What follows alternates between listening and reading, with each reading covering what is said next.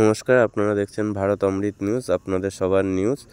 আজকে প্রতিবেশী social organisation আর সবুজ সাথী ফাউন্ডেশন মিলে নর্থল্যান্ড, ইছাপুর নর্থল্যান্ডে মহগনি আরও চন্দন আর আরেকটা গাছ লাগানো হয়েছে। টোটাল 4টে গাছ আপনারা দেখুন।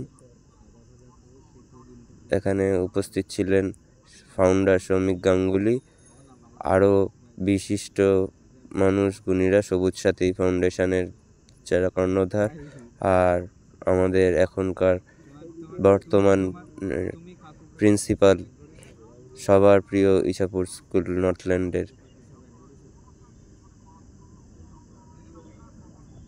এই বৃক্ষ দিয়ে বৃক্ষ বাঁচান, বৃক্ষ প্রাণ বাঁচান, এই কর্মসূচিটাকে তুলে ধরা হয়েছে। ধন্যবাদ।